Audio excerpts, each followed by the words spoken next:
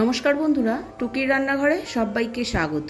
দারুণ স্বাদের সম্পূর্ণ একটি নিরামিষ রেসিপি আজকে আপনাদের সাথে শেয়ার করে নেব, যেটা বানাতে সময় লাগে খুবই কম আর এর মধ্যে সেই সমস্ত উপকরণগুলোই ব্যবহার করা হয়েছে যেটা আপনাদের রান্নাঘরে হাতের মধ্যেই পেয়ে যাবেন। এই রেসিপি সম্বন্ধে একটা কথা বলতে পারি, এই রেসিপিটা যাকে আপনি খাওয়াবেন সে কিন্তু আপনার প্রশংসা করতে বাধ্য। আমার বাচ্চারা তো অবশ্যই ভালো খেয়েছে এটা দিয়ে, সেদিন আর অন্য কিছু পাতেই নেয়নি। চলুন তাহলে আর দেরি না করে রেসিপিটি শুরু করা যাক। দুর্দান্ত স্বাদের দুধ পটল। সবার প্রথমে এখানে আমি নিয়ে নিয়েছি 10 থেকে 12টা কাজু, সেটাকে আমি জলের মধ্যে ভিজিয়ে রাখছি। এখানে আমি নিয়ে নিয়েছি 500 গ্রাম পটল। এই সময়টা যেহেতু পটলের সিজন, সেই জন্য বাজারে গেলেই চারিদিকে এরকম কচি পটলগুলো দেখা যাচ্ছে। আর দুধ পটল বানানোর জন্য এই রকম কচি পটল হলেই বেশি ভালো হয়। পটলগুলোকে আগে থেকেই আমি খুব ভালো করে ধুয়ে মুছে রেখে দিয়েছি। প্রথমেই পটলগুলোর খোসা ছাড়িয়ে নিচ্ছি। আপনারা চাইলে পুরো খোসাটাই ছাড়িয়ে নিতে পারেন, তবে আমি কিন্তু একটু একটু এভাবে রেখে দেব। খোসা ছাড়ানোর পর পটলগুলোকে আমি 2 টুকরো করে কেটে নিচ্ছি। আপনারা চাইলে গোটা পটলটাই রাখতে পারেন। পটলটা গোটা রাখলে মাথার দুদিক থেকে একটু চিড়ে দেবেন। চিড়ে দিলে নুন মশলাগুলো খুব ভালো করে পটলের মধ্যে প্রবেশ করবে। নিরামিষের দিনে কোনো মশলা যদি আপনাদের নিষেধ থাকে তাহলে অবশ্যই সেটাকে স্কিপ করতে পারেন। সমস্ত পটলগুলো আমার কেটে নেওয়া হয়ে গেছে। এবার এগুলোকে আমি একটা বাটির মধ্যে নিয়ে নিচ্ছি। আবারও একবার আমি খুব ভালো করে পটলগুলোকে ধুয়ে নেব। নিয়ে নিচ্ছি একটা কড়াইতে নিয়ে নিচ্ছি 3 টেবিল স্পুন সর্ষের তেল। রান্নাটা আমি সর্ষের তেলেই করব, আপনারা চাইলে সাদা তেলেও রান্নাটা করতে পারেন। তেলটা খুব ভালো করে গরম হয়ে গেলে তাতে আমি পটলগুলোকে ছেড়ে দিচ্ছি। এখানে আমি গ্যাসের ফ্লেমটাকে মিডিয়ামে রেখেছি। মিডিয়ামে রেখেই পটলগুলোকে আমি হালকা লাল করে ভেজে নেব।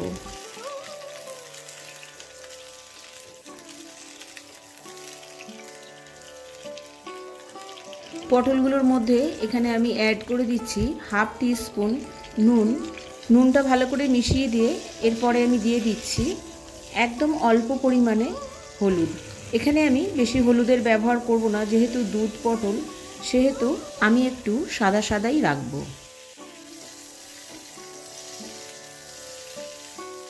পটলটা ভাজা হতে হতে আমি আরেক দিকে একটা মশলা বানিয়ে নেব।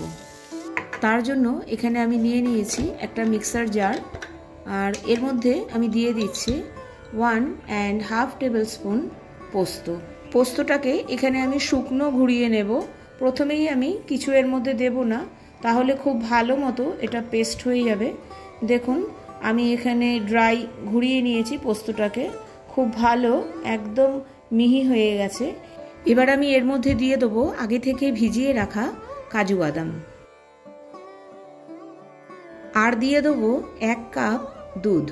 এক্ষেত্রে একটা কথা বলে রাখি, দুধটা কিন্তু আমি আগে থেকেই জাল দিয়ে ঠান্ডা করে রেখেছি, মানে নর্মাল টেম্পারেচার ঘরের। দেখুন সব কিছু খুব সুন্দর পেস্ট হয়ে গেছে। আরেক দিকে পটলগুলো আমার ভাজা হয়ে গেছে, হালকা লাল করে আমি ভেজে নিয়েছি।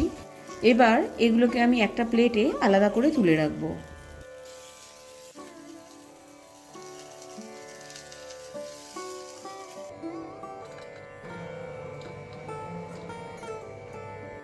সেম কড়াইতেই এখানে আমি নিয়ে নিচ্ছি 2 টেবিল স্পুন সর্ষের তেল। তেলটা ভালো করে গরম হয়ে গেলে তার মধ্যে দিয়ে দিচ্ছি একটা ছোট তেজপাতা, আর দিয়ে দিচ্ছি 2টো দারচিনির স্টিক, 2টো সবুজ এলাচ, 3 থেকে 4টে লবঙ্গ, 8 থেকে 10টা কালো গোলমরিচ। এখানে আমি অল্প একটু জয়িত্রী ব্যবহার করেছি, এটা পুরোপুরি অপশনাল। যদি আপনাদের ভালো না লাগে এই ফ্লেভারটা তাহলে স্কিপ করতে পারেন, তবে জয়িত্রীটা দিলে আলাদাই একটা ফ্লেভার অ্যাড হয়। ফোড়নের থেকে একটা সুন্দর গন্ধ বেরোলে এর মধ্যে আমি কিছু গুঁড়ো মশলা অ্যাড করে দেবো। আমি এখানে নিয়ে নিচ্ছি 1/2 টিস্পুন জিরে গুঁড়ো, 1/2 টিস্পুন ধনে গুঁড়ো, 1 টিস্পুন কাশ্মীরি লাল লঙ্কার গুঁড়ো। এটাও অপশনাল, আপনারা চাইলে কাশ্মীরি লাল লঙ্কার গুঁড়োটা নাও ব্যবহার করতে পারেন, অথবা এর পরিবর্তে ঝাল লাল লঙ্কার যে গুঁড়োটা আছে সেটাও আপনারা ব্যবহার করতে পারেন। কাশ্মীরি লাল লঙ্কার গুঁড়োটা ব্যবহার করলে দুধ পটলের রঙটা খুব সুন্দর আসে, যেহেতু আমি এখানে কোনো রকম হলুদ ব্যবহার করছি না। মশলাটা কষাতে কষাতেই এখানে আমি দিয়ে দিচ্ছি 2টো লাল রঙের কাঁচা লঙ্কা,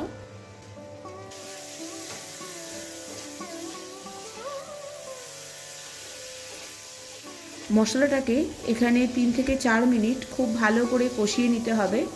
যখন এর থেকে একটু তেল ছেড়ে আসবে তখন এর মধ্যে দিয়ে দেব আগে থেকে ভেজে রাখা পটলগুলোকে। পটলগুলোকেও মশলার সাথে খুব ভালো করে কষিয়ে নিতে হবে।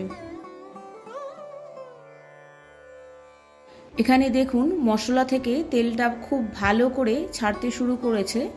এই সময় এখানে আমি দিয়ে দেব আগে থেকে বেটে রাখা পোস্ত ও কাজুর পেস্ট, আর মশলার বাটির মধ্যে একটু জল দিয়ে সেটাকেও আমি অ্যাড করে দিলাম কড়াইয়ের মধ্যে।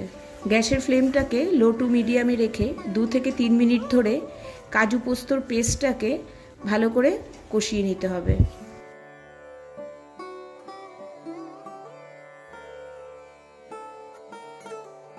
মশলাটা কষানো হয়ে গেলে এখানে আমি অ্যাড করে দিচ্ছি নর্মাল টেম্পারেচারে রাখা 3 কাপ দুধ।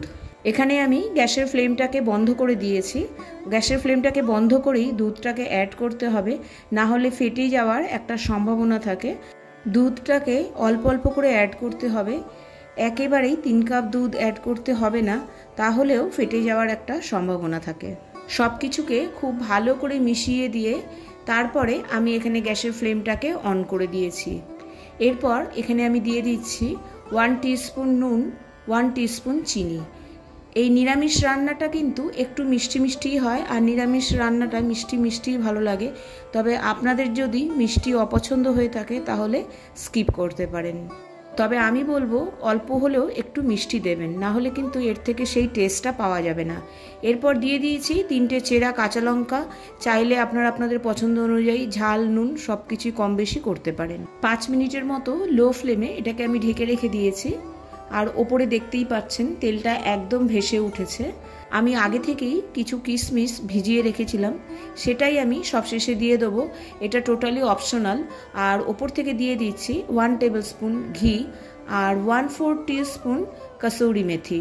সব কিছুকে খুব ভালো করে আরও একবার আমি মিশিয়ে দিয়ে 1 মিনিটের জন্য ঢেকে রেখে দেবো লো ফ্লেমে। দুধ পটলের যে কনসিস্টেন্সিটা দেখছেন এটা কিন্তু ঠান্ডা হলে আরও একটু ড্রাই হয়ে যাবে। আমি কনসিস্টেন্সিটা মিডিয়ামই রেখেছি, না খুব পাতলা না খুব গাঢ়। এটা আপনারা সার্ভ করতে পারেন অবশ্যই ভাতের সাথে, না হলেও রুটি, পরোটা, লুচি, নান, পোলাও যা কিছুর সাথেই এটা সার্ভ করতে পারেন। সবশেষে বলবো অসম্ভব টেস্টি একটি রেসিপি। যতক্ষণ পর্যন্ত না বাড়িতে এটা ট্রাই করবেন ততক্ষণ পর্যন্ত এর স্বাদ পাওয়া সত্যিই অসম্ভব। ভিডিওটা ভালো লেগে থাকলে সাবস্ক্রাইব করে আমার পাশে থাকার অনুরোধ রইল। আজকে তবে এই পর্যন্তই। টাটা।